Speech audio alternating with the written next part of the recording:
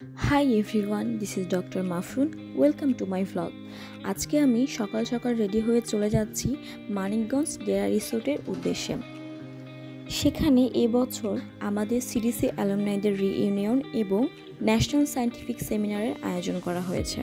আমরা সবাই সকাল 8টার দিকে কলেজের সামনে থেকে বাসে করে রওনা দিই এবং আমাদের রিসোর্টে পৌঁছাতে মোটামুটি 2 ঘন্টার মতো সময় লেগে যায়। রিসোর্টে পৌঁছানোর পর আমাদেরকে খাবারের টোকেন দেওয়া হয়। আমরা সবাই যার যার টোকেনগুলো কালেক্ট করে নিই এবং তারপর সবাই মিলে যাই ব্রেকফাস্ট করার জন্য। ব্রেকফাস্ট আইটেমে ছিল পরোটা, ডিম ভাজি, ডাল, সবজি, সাথে আনলিমিটেড ডেজার্ট এবং চা কফিও ছিল। খাওয়া দাওয়া শেষ করে আমরা আমাদের রুমের দিকে যাচ্ছি। কিছুক্ষণ রেস্ট করে আবার আমরা ঘুরতে বের হব।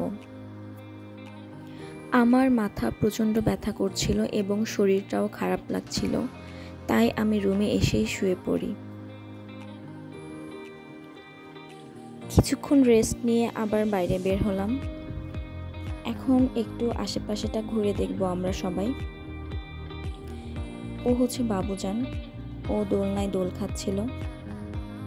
পাশে আর একটা দোলনা ছিল, সেখানে আমি আর আমার বান্ধবী মনিকা আমরাও একটু দোল খেলাম। এই জায়গাটাতে বসে কিছু ছবি তুললাম আমরা। আশেপাশে অনেক আমের গাছ ছিল, তাই আমাদের মাথায় শয়তানি বুদ্ধির উদয় হলো যে আম চুরি করব। ওই যে দেখুন, আম চুরি করার পরে আবার লিচু গাছ দেখে বলতেছিল লিচু। বড় হয়েছি ঠিকই, কিন্তু মনটা এখনো বাচ্চাদের মতোই, যেই বলা সেই কাজ। আমি আর মারিয়া কয়েকটা লিচুও চুরি করি। ট্যুরে এসে ক্রাইম করে ফেললাম আমরা। ছেলেরা সাইক্লিং করতেছিল এবং আমরা মেয়েরা আশেপাশে ঘুরে ছবি তুলছিলাম। আমি কিছু ফুলের ছবি নেই, আমার ন্যাচার ফটোগ্রাফি খুব ভালো লাগে। এই রিসোর্টে একটা মিনি জু ছিল। এই মিনি জুতে ছিল বেশ কিছু হরিণ।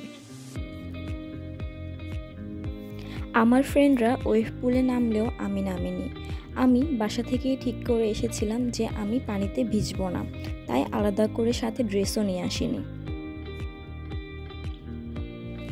ফুল কেনা ভালোবাসে বলেন।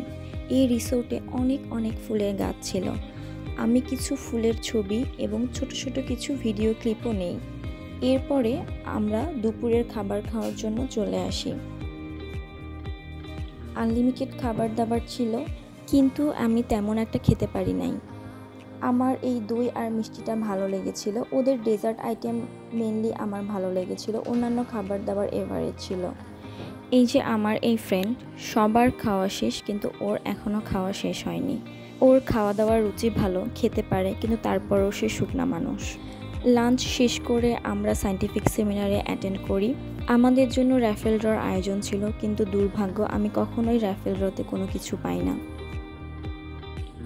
আমি যেহেতু সাইকেল চালাতে পারি না, তাই আমার ফ্রেন্ড বাবুজানকে নিয়ে বের হলাম সন্ধ্যার কিছুক্ষণ আগে রিসোর্টের বাকি জায়গাগুলো ঘুরে দেখার জন্য।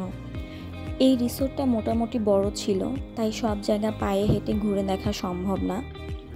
রিসোর্ট ঘুরে দেখার জন্য সাইকেল এবং ওদের গাড়ির ব্যবস্থা আছে। আপনাকে সাইকেল অথবা ওদের কাছ থেকে গাড়ি নিয়ে সেই গাড়িতে করে ঘুরে রিসোর্টটা দেখতে হবে। সন্ধ্যা হয়ে আসছিল, তাই এখানে আমরা কয়েকটা ছবি নিয়ে ব্যাক করলাম। এরপর এসে আমরা নাস্তা করলাম এবং কালচারাল প্রোগ্রামের অ্যারেঞ্জমেন্ট ছিল। নাস্তার শেষে আমরা কালচারাল প্রোগ্রাম অ্যাটেন্ড করলাম।